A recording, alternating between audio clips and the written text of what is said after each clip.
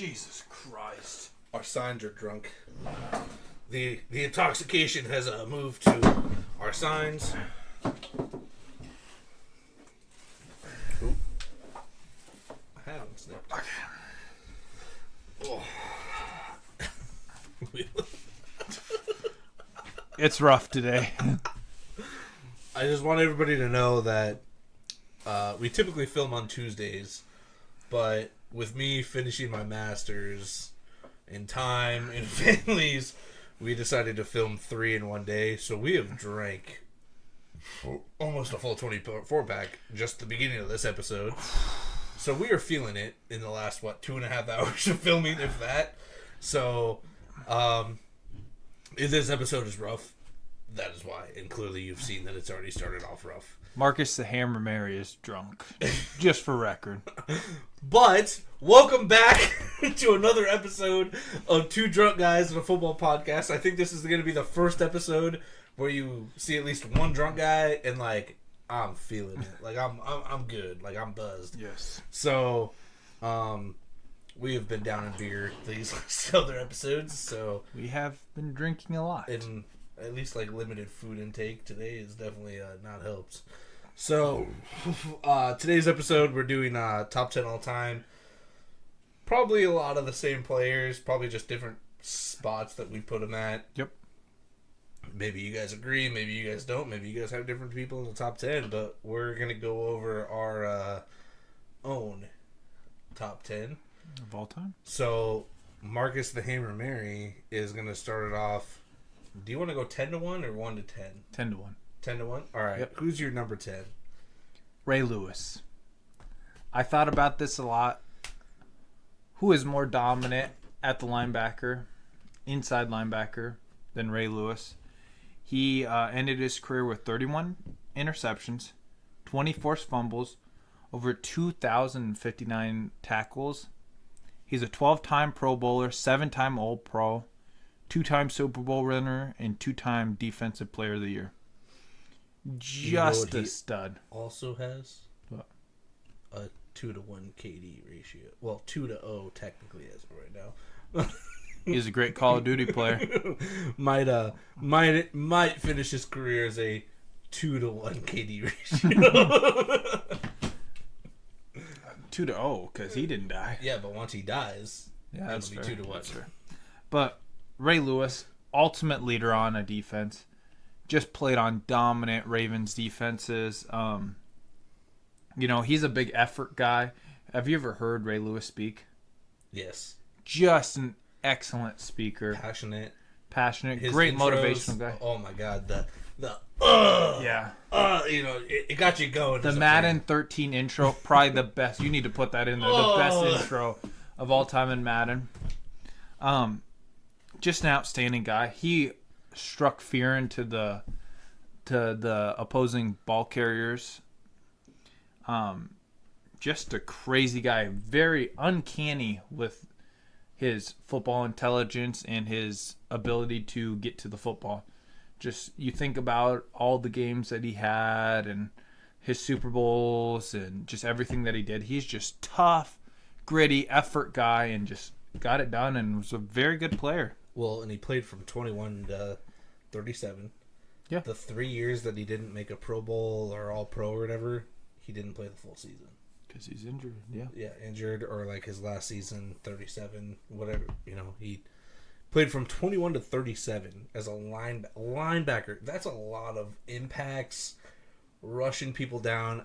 When I was making my list, he's probably like number 11 or 12 for me. He was right there. Ooh, do I throw him into number 10? Because at linebacker position, I don't think we'll ever see anybody sniff that true. Well, I guess Lawrence Taylor was a linebacker technically, yeah.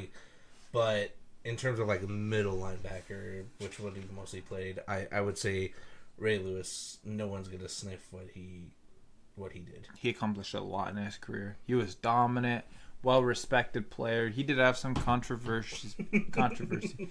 Found God, a man of God. Really had an outstanding What's up with those year. Ravens teams? Got Ray Rice and But yeah, I would agree. I would. Unfortunately, he didn't make my top 10, but I contemplated it. I definitely thought about it. So my number 10 is Mean Joe Green.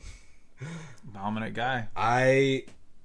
First thing is, I always remember Family Guy is the Peter Griffin. They do the coke scene. Yeah. Yeah. Well, and then the episode where he's like, Mean Joe Green or whatever, and then like you don't see Joe Green off in the picture, but he's like throwing all of his fucking equipment off, like his clothes off onto Peter. Just that's I love Family Guy, so it's funny to me. He was a 2-time Defensive Player of the Year. He only had 2 seasons where he wasn't all pro or a Pro Bowler. And when you think of decent defensive players, he played back in the 70s. When you think of defense, when you think of just overall, it's Mean Joe Green. Oh, yeah. 70. He is the epitome of the steel curtain. Yes. He was there was nobody close to him in defensive capability. Again, clearly we have probably better athletes now at that position, guys that can put up better numbers. But in the 70s, he was the epitome of defense. You weren't like you said, steel curtain wasn't getting past him. It was miraculous. I wish. Oh yeah. If such a tough, gritty time in the NFL. Yeah. Like if I down in the trenches, you get beat up every play. It doesn't even matter if you get the tackle or not. Like you got 280, 300-pound men every play battling out against each other. The trenches are where it's at. For what he did, and when you're considered basically that guy for a whole decade, yeah, it's hard to pass up of you not being the top 10. So my number 9 was Ronnie Lott. Oof. Yeah.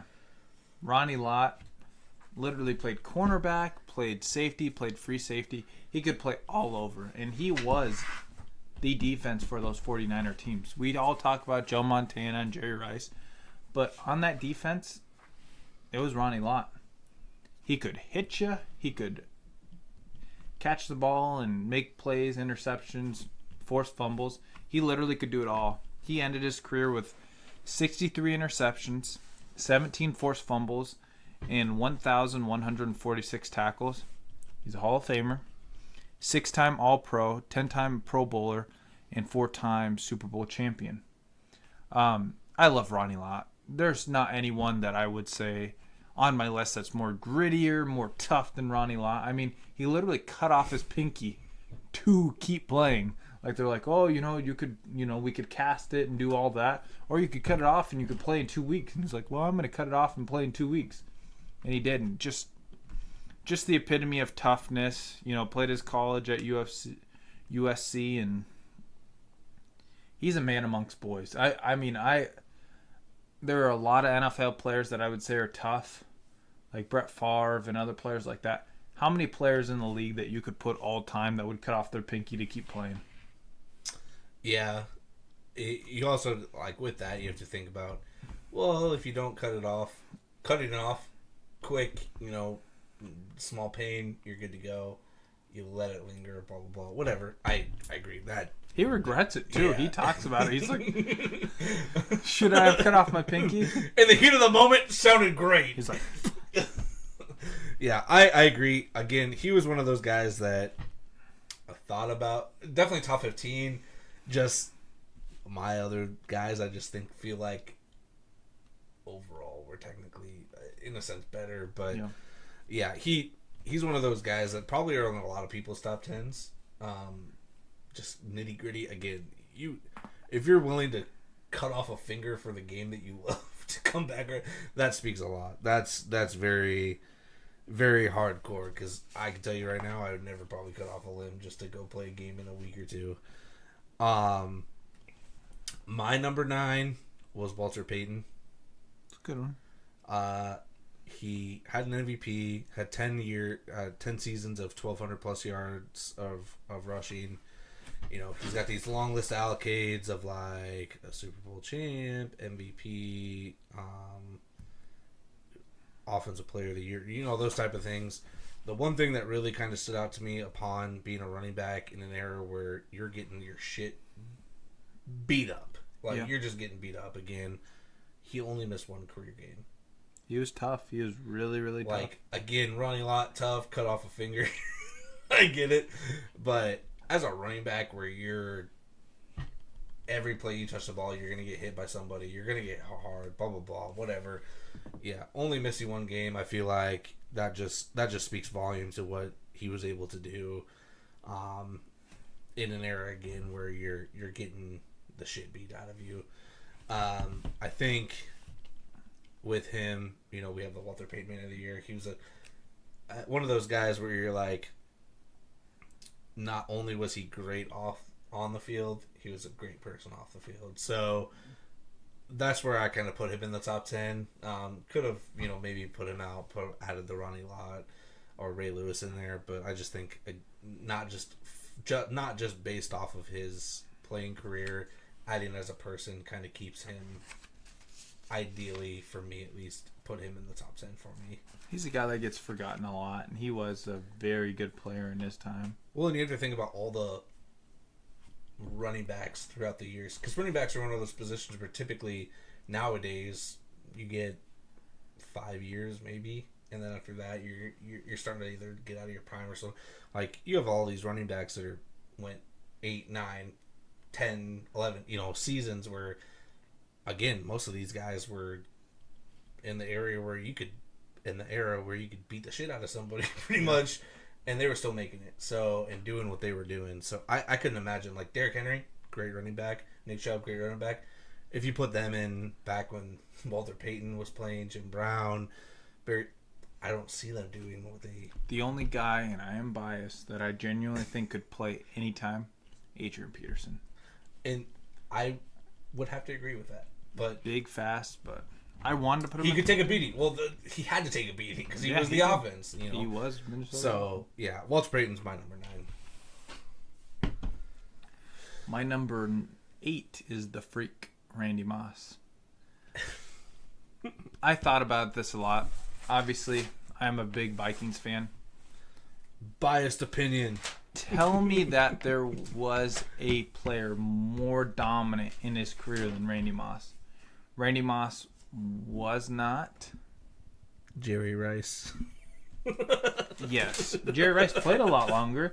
Jerry Rice has all the stats, but true. if you put Jerry Rice versus Randy Moss, you're taking Randy every single time.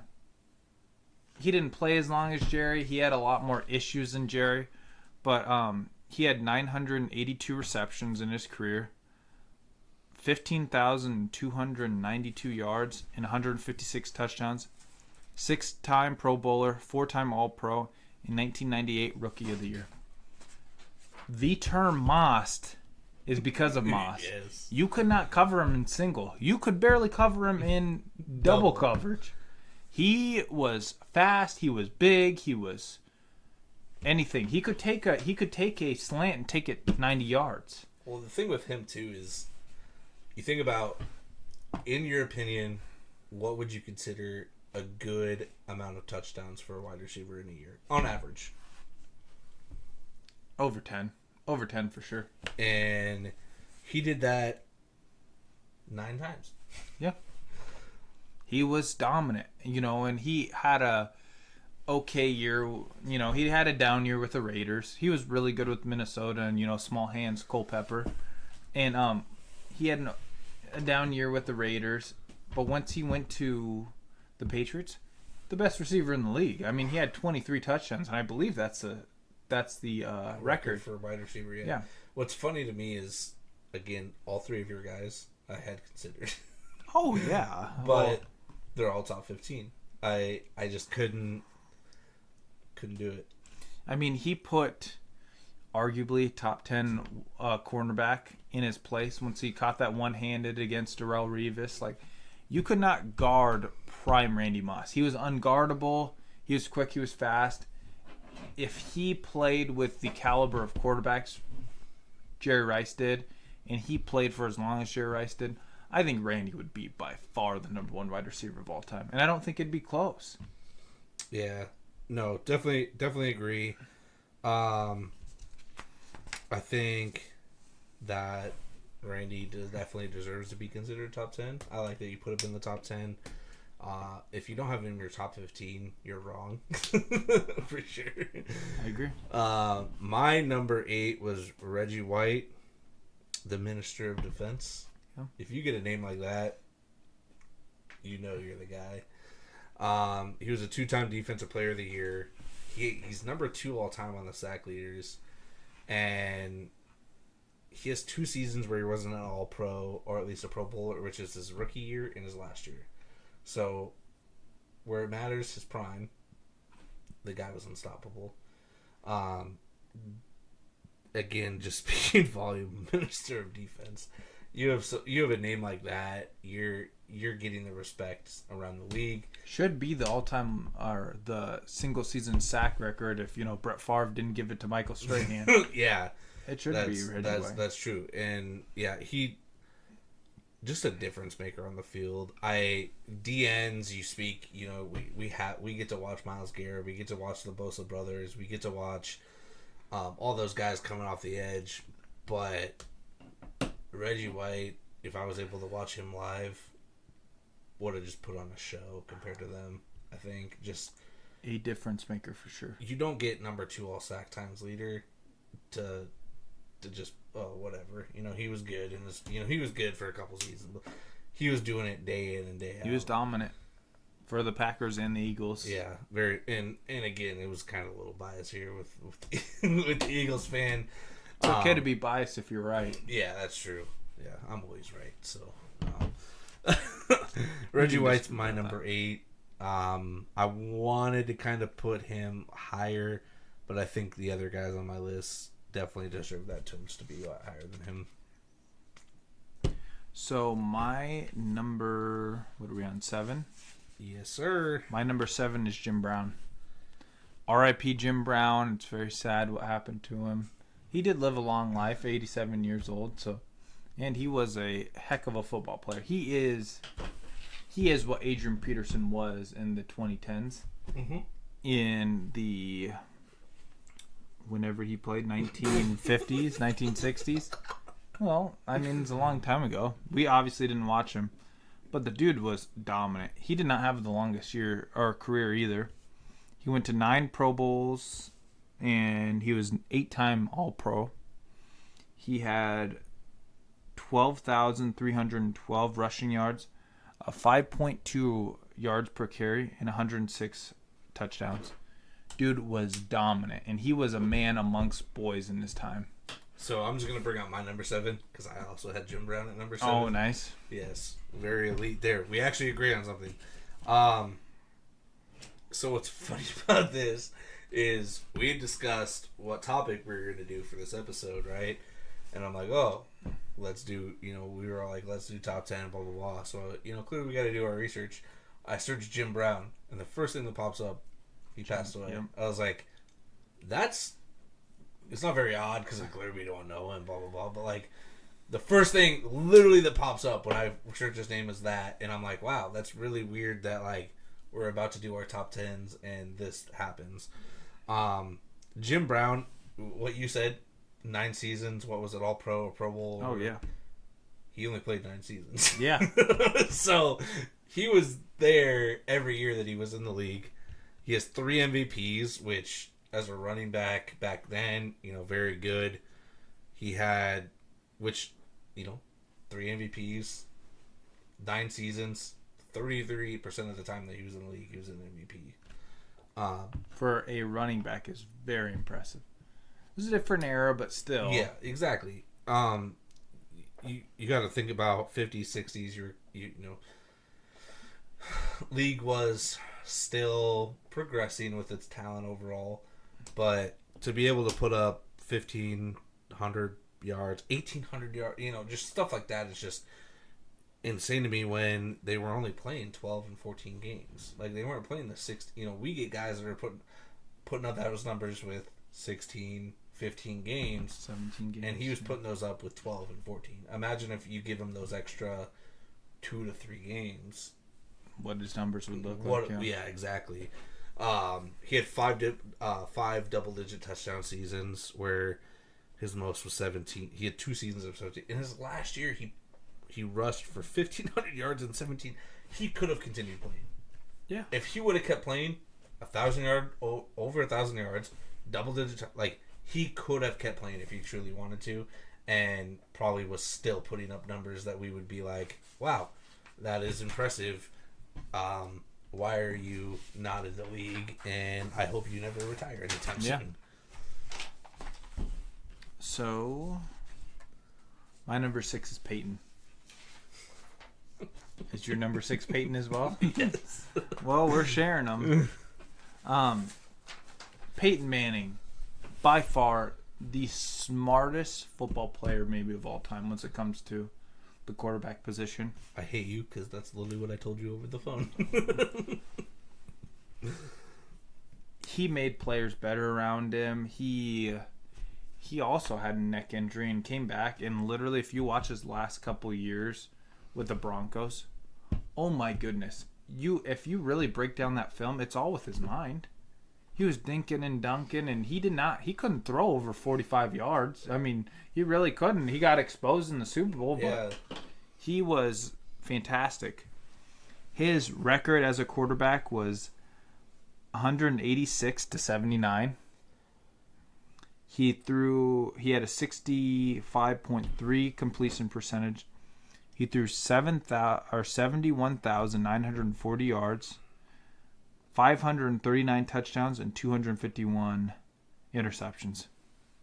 Peyton Manning was insane.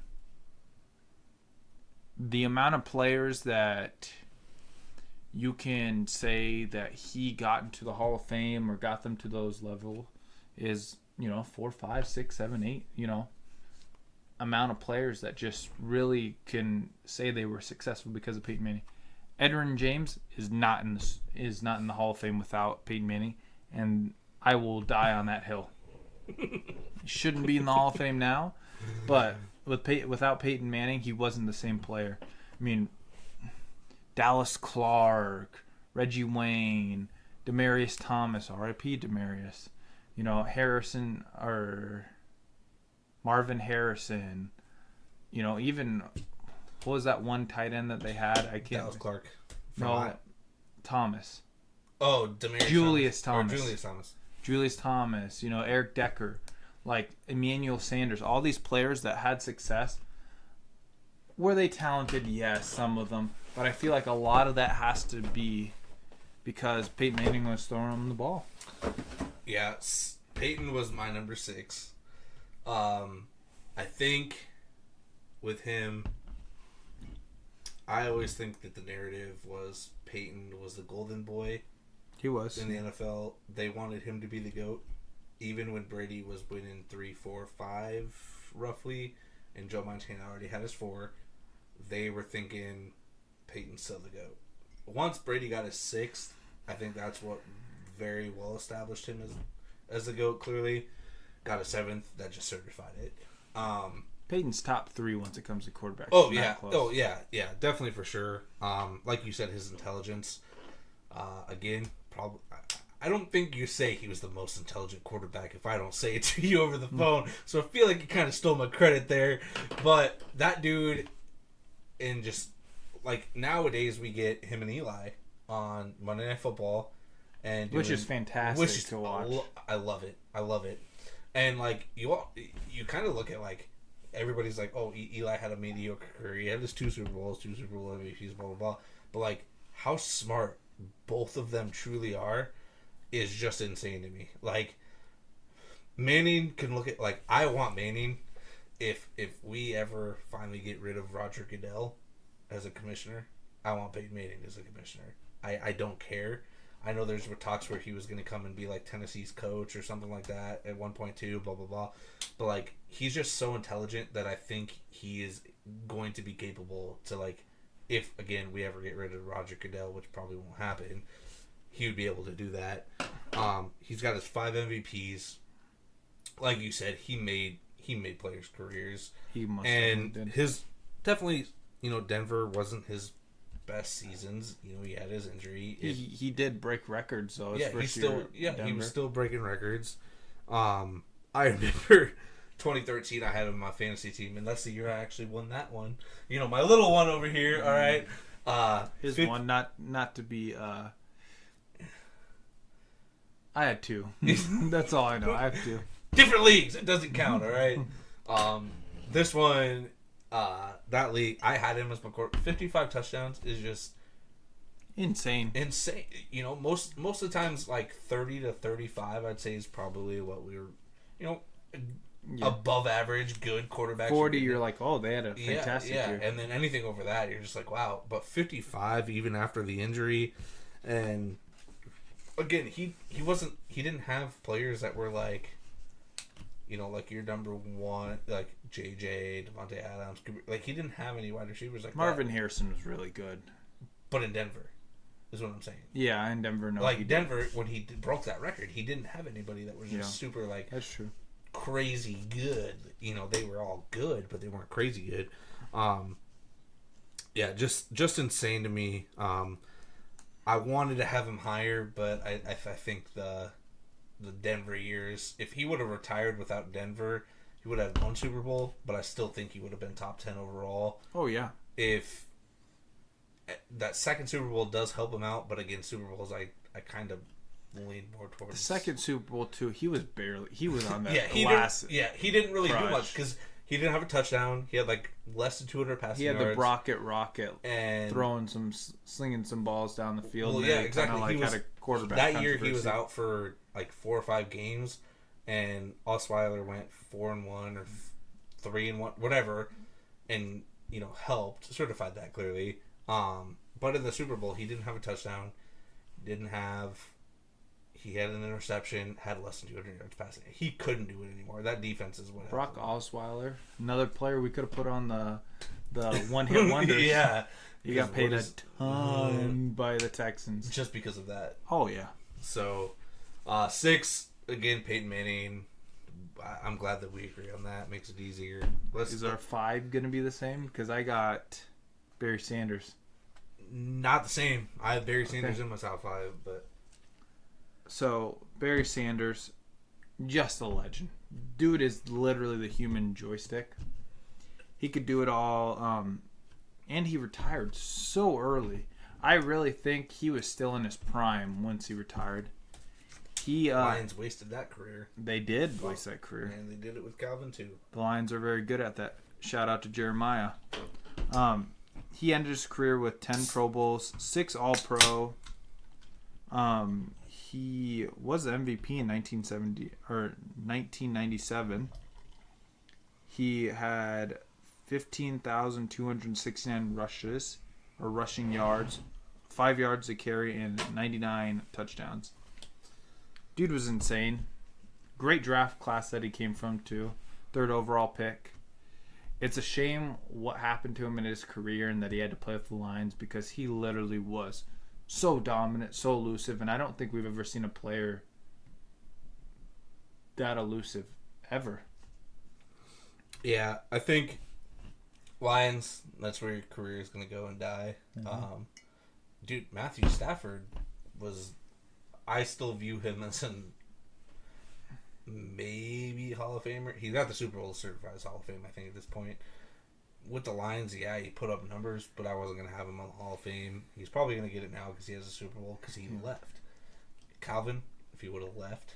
Calvin's going to be a Hall of Famer, yeah, for sure. Well, yeah, but imagine if he would have left. I think he would have had a far better career. Yeah. Barry Sanders, same way.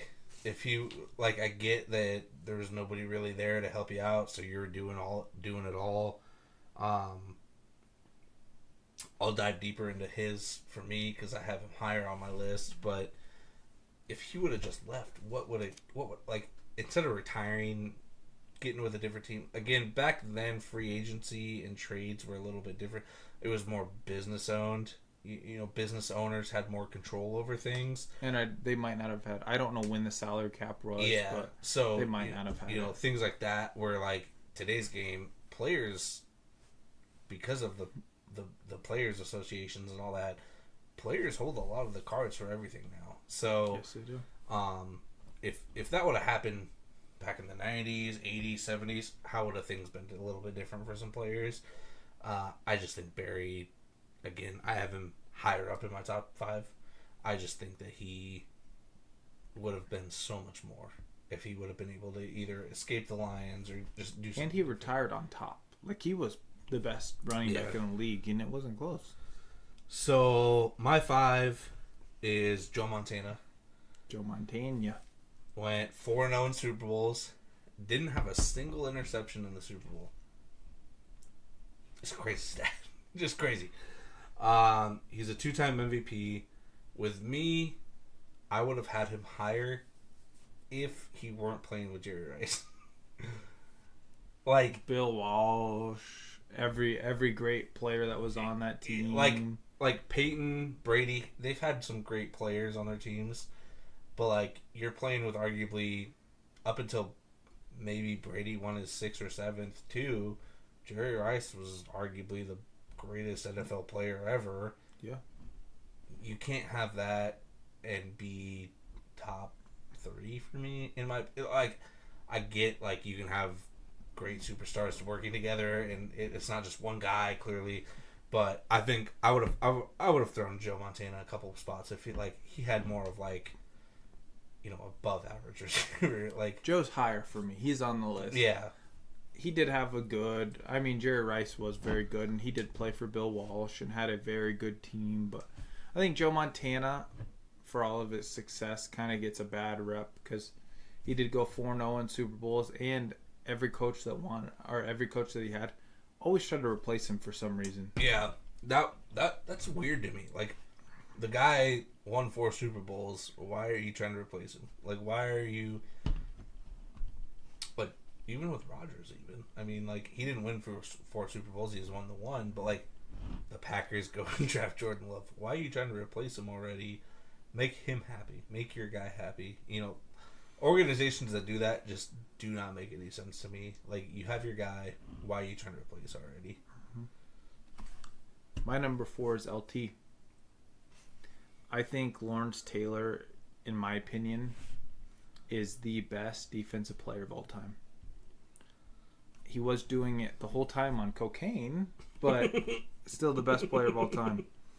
He was a 10-time Pro Bowler, 8-time All-Pro. He was drafted 2nd overall in the 1981 draft and ended his career with 142 sacks. Dude was dominant. Any team that played against him, I mean, if you look at those Super Bowl wins that he had, they're because of him. And he's one of 2 players to win the MVP as a defensive player. The other one's Alan Page. Shout out to the Vikings, part of the Purple People Eaters. But just dominant.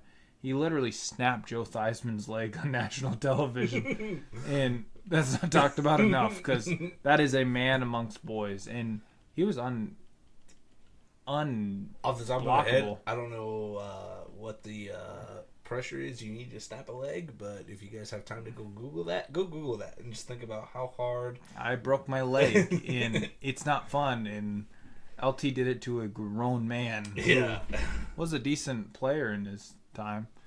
LT was just dominant. He was fast. He could do it all. He struck fear into opposing quarterbacks and ball carriers. So he was very, very good. Yeah, I have LT higher. My number 4 was Barry Sanders. You had him at 5. I had him at 4. So very close still. He had the 1 MVP.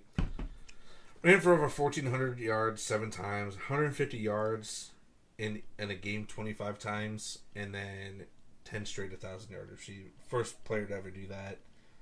Again, you and I both agree. Many agree. Left the league way too soon. Way too soon. What could have been? He's one of those guys where, like, he had a good career, clearly, Hall of Fame career, top 5 clearly Hall of career. If you had a do-over, if you would have made a little bit different of a decision, or would have been able to get to a different team, or just what, or just not even change teams, just stay with the Lions, do whatever. What more could you have done? You know, How do you not win a Super Bowl with him? Like, he is the most dominant Yeah. player. I mean, you got Jerry Rice and stuff like that, but like at running back And, position, which was more important than anyone else. with Barry, I almost considered Barry lower than top 5, honestly, because as a just looking at a running back perspective, Jim Brown I think is a overall better running back, but in terms of everything else, you know, Barry had things that Jim Brown didn't have, clearly, and you know, the eras he had to consider too, blah blah blah. I almost put Jim Brown in my top 5 and Barry Sanders in my, you know, top 10. So Barry, to me, is the best running back of all time. yeah, well, which I agree. I agree, but Jim Brown was a very close to replacing that, just based off of. But again, you have to think about what eras they played in. You know, like LeBron or Steph Curry or Kevin Durant in the 1960s in the NBA are gonna do what Bill Russell and what we're doing. That, you know, you have to think about eras and, you know, what their competition was. So Barry's my number 4, arguably again the best running back to ever do it.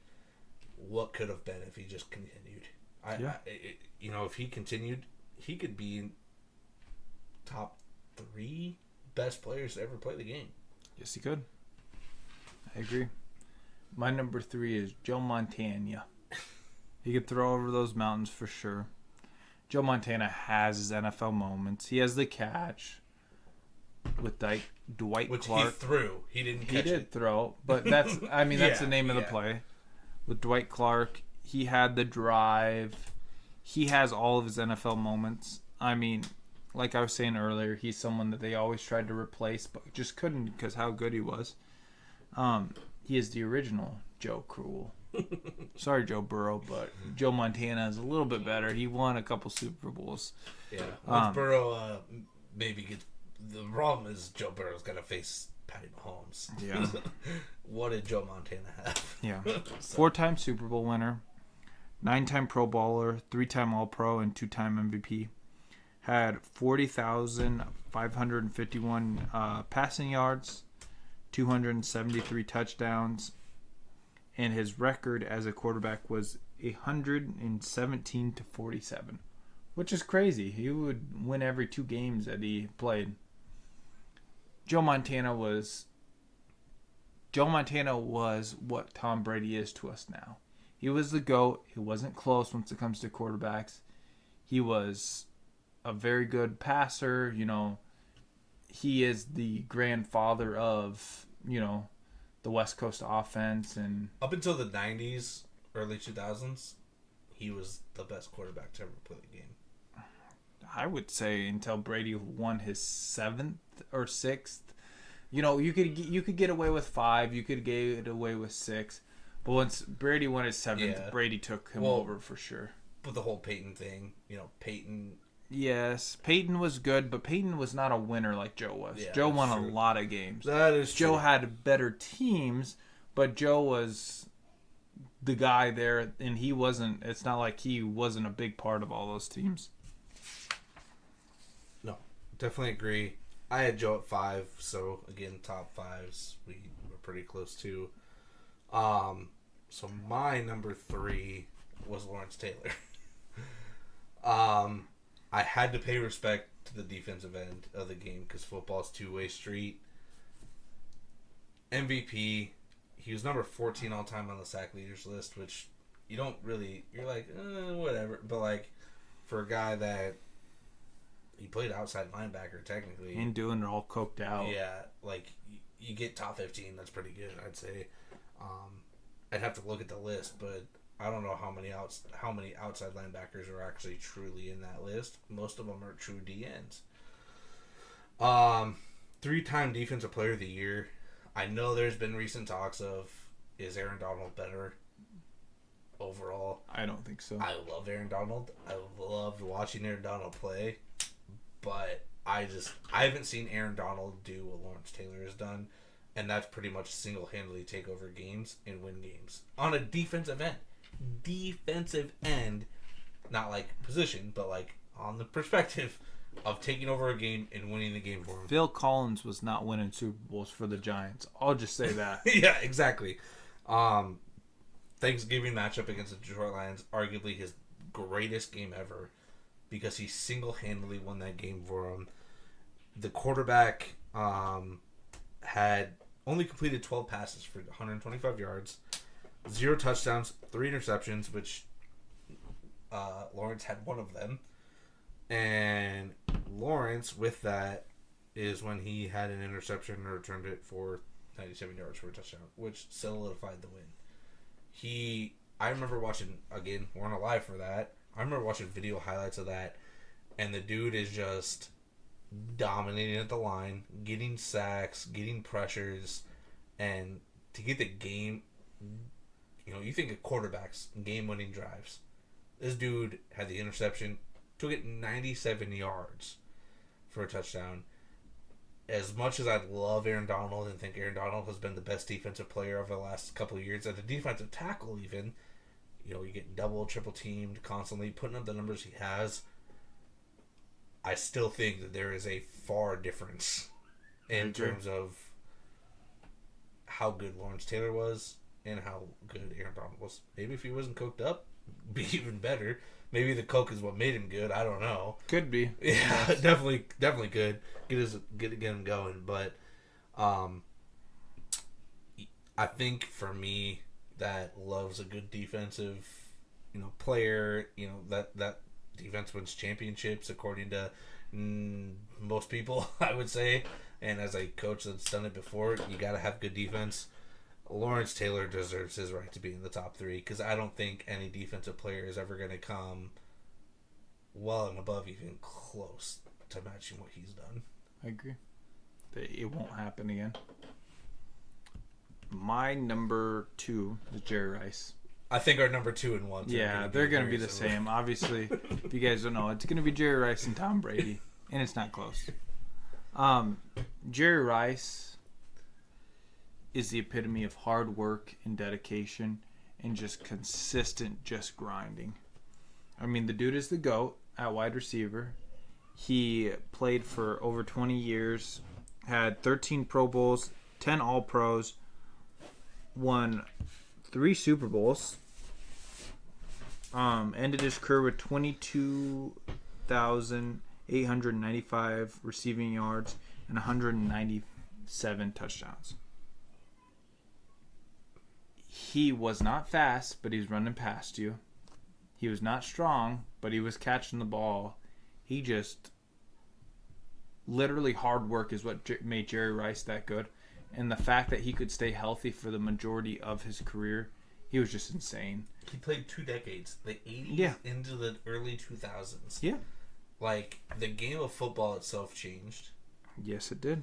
And not even to the extent that it was this time. And he was putting up numbers that receivers in today's NFL would be very content with. Yeah, 2003, his second to last year, he was 41 years old, had over 800 yards, didn't have as many touchdowns, he had 2, but 800 yards receiving. With the Raiders. Yeah. And Rich Gannon. 800 yards receiving is considered good.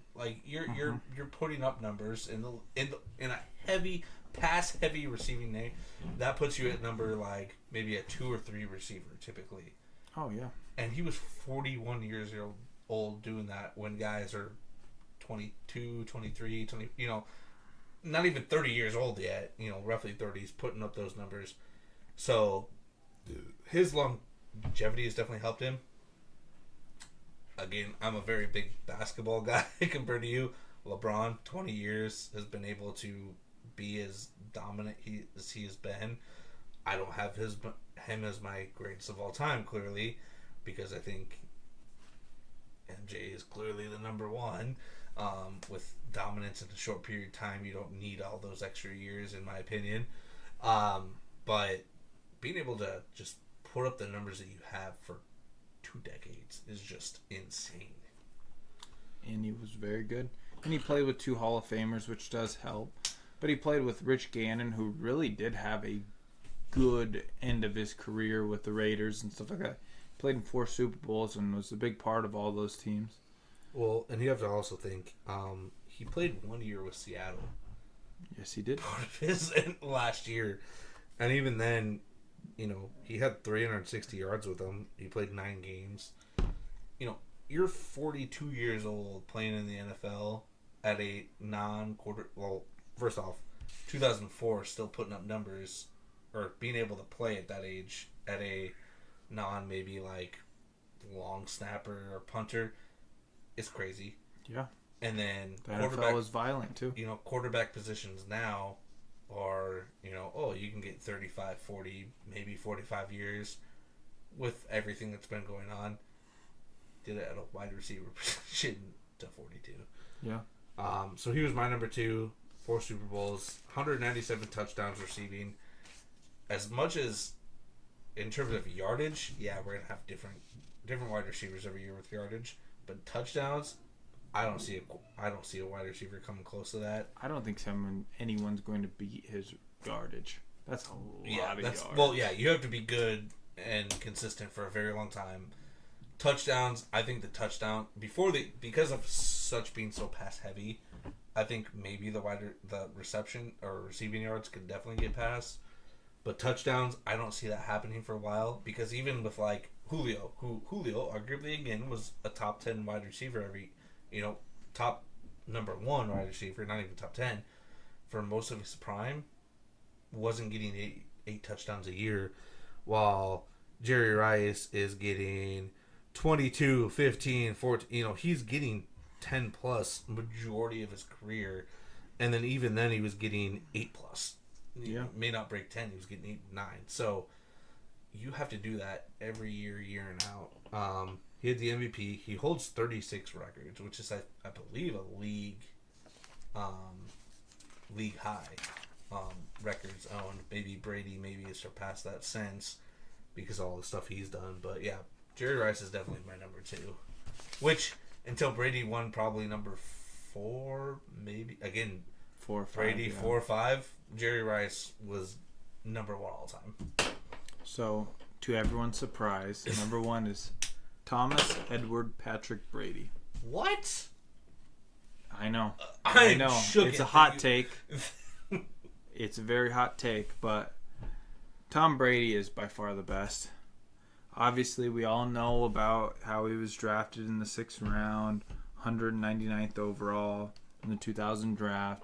We all know how he took over Drew Bledsoe's position after he got hurt and then won a Super Bowl and all that. Tom Brady's had a lot of controversy, but Tom Brady's been dominant. And you know what? If you look at Tom Brady, out of every player we talked about, he's probably the most boring to watch. That is true. He's very boring. Maybe Peyton, because Peyton... I would argue Peyton's more fun to watch. Brady's very boring because Peyton didn't have a defense, so he's doing that. Peyton, we got overhyped when he did a fake handoff on the 1 yard line and bootlegged it out for a touchdown. That was exciting. Yes, it was. Peyton, I guess Tom Brady isn't doing that.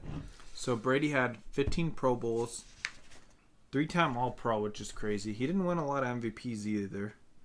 He won 3 MVPs and was a 7-time Super Bowl champion, which puts him over the top for sure. Ended his career with a record of 251-81 win-loss, 64.3 completion percentage, 89,214 passing yards, and 649 passing touchdowns. Dude was dominant.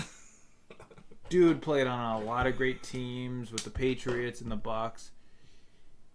He may not have been the funnest to watch in the NFL, but he just broke apart teams.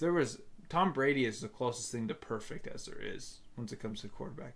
He'd not make a lot of mistakes. He was a fiery guy, and someone that didn't have to take all the money. I mean, sorry about his marriage, divorced Giselle, but he could take less money and build these good teams around him, and it showed with his career. Yeah, him the money wise, I mean, he had the financial. Up until recently, he had the financial support of somebody that made way more money than him, so he didn't have to worry about it. Other quarterbacks, other players are like, well, I don't have that opportunity, unfortunately, so I'm gonna go and try to secure the bag. But you also have to think with Brady, he'd push off some of his stuff to where he'd make more money at the end of the contract instead of currently. So it was smart on his end. Somebody that is 70% in Super Bowls, I would say anything over 50. I mean, 50% over Super Bowls, I'd probably say is good at winning. I mean, you're like, oh, you're 1-1 in the Super Bowls. You're at 50%. If you're over, all right, you've done pretty well. Like, 70% astronomical. Again, Joe Montana, he's 100%. But that. And then you have those quarterbacks that made it maybe once and won a whatever. He also played in his whole career 46% of the time he was in the Super Bowl. So almost 50% of his career he was in the Super Bowl. That's insane to me. The one thing that I love is in 2002, Charles Woodson and him did the Tuck Rule. The Tuck Rule. I don't know if it was a commercial or just a video. And Brady's like, it was definitely a fumble. Like, years later, he's like, it was definitely a fumble. Because he's like, see, I have the grip. You knock it, fumble. See here, I'm going. That was a pat. Like, it was a fumble. It wasn't even close. Yeah, but in the video, they make a mock of it now because clearly you can't change history and what happened. Sometimes it takes a little luck, though. Yeah. So where is Brady at? There's a lot of things. He was a Corey Clement Philly special away from potentially winning eight. He was potentially a Falcons collapse away from winning six. There was so many he was getting dominated. A Mario Manningham catch away from winning another Super Bowl. Also, David Tyree. Then you have, I think, 2 of his Super Bowls he had field goal winning kicks. He literally could have, if it wasn't for the NFC East, he could have won 10 Super Bowls, and then no one would touch it. I don't think anyone will touch 7. Even with how good Patty Mahomes is, I don't think anyone will touch 7. The closest, 10, no one could come close. As of right now, the closest person that's ever going to, statistically and production-wise, Patty's going to be the closest. Yeah. But Patty has been in the league for, 5 years, 6 years now? He's got, 16 years to go and win another how many Super Bowls? Another 8. Yeah, exactly. Or not another 8, but another he's won 2, 5. So another 5. But even then, Super Bowl, again, he could win 6. And he's always going to have the mark of he lost to Brady on exactly. That's what's going to be significant moving forward is he lost to Brady. But again, I think as a sports fan in general, as I've grown older, you have to kind of consider the context more than just the stats in the winning. Like, I'm a big Celtics fan. We're down 0-2, unfortunately. Jason Tatum dropped 34 points, had a double-double. He's doing what he needs to do. Didn't have any. You see the stat, 0 points in the fourth quarter. What doesn't say that is he's getting double and triple teams, so he's forced to pass the ball. Things like that people that if they never watch the game, you don't consider. And numbers lie sometimes. Exactly. So context of certain situations are definitely are what kind of are starting to shape my mind a little bit more as I've grown a little bit older, paid a little bit more attention to all sports. No more Drew Brees top 10. Yeah, exactly. No more Drew. His defense, bad. But that wasn't, I wouldn't say that would be a whole excuse on why he couldn't win more. Yeah, win more. Things like that where it's just context plays a huge part into what you truly believe, what you think. And if you're not considering context anymore, I think that just kind of plays a huge part. I hated LeBron. Didn't like LeBron. I have him as my number 2 overall. I used to have him maybe past top 5, but he carried some garbage teams to the finals, things like that. I know it's a football podcast, but I do better with NBA analogies. So yeah, context is going to play a huge part in storylines, people's legacies. You know, Patty Mahomes in that Super Bowl had no offensive line. He was playing with second, third strings, True. running for his life 90% of the time. But you know, It'll be hard though, because you'll always have Brady on that. If it was anyone else, I think it'd be a different story. But the fact that it was Tom Brady, it'll be hard for Patty Mahomes. But if Patty Mahomes can win 8-9 rings, which I don't doubt it, because Patty Mahomes could. Yeah, but unrealistically, you mostly see people win 2 to 3. Yeah. You know, on average, 2 to 3. Oh yeah, I agree. You know, then the next question is like, yeah, Brady had the rings, but Manning and Breeze had the numbers statistic. But Brady had the numbers too, because he played for 30 Well, years. yeah. See, that's the thing is like MJ played for less than LeBron, has 6 rings in shorter period, and it's what people value. It's always going to be no one's 100%. Quarterback, it's got to be winning and it's got to be rings. Yeah, It's just 100% of the population is never going to agree on 100% of what they, you know, what you view as talent, you know, the best ever. And right now, I think everybody can agree Tom Brady. But as you go on, if Brady's records get broken, but maybe they have 2 or 3 Super Bowls, are they the greatest? Maybe they have 6 Super Bowls, but never broke any of the records. Are they greatest? It's those things that, again, they get people talking. You know, that's a big thing, is you want people to continue to talk, and it's always going to be opinionated on those things. So, until I think Patty Mahomes is going to be the next best thing to even come close. Until he probably reaches year 15 plus in the league, Tom Brady is definitely put his NFL career. So yeah. But all right, thanks you guys for joining the third recorded podcast of the day. If you made it this far, we appreciate y'all. Yeah, we do. Stay tuned for the next podcast. I think we might actually have our first special guest for that one. So we'll go from there. Like and subscribe.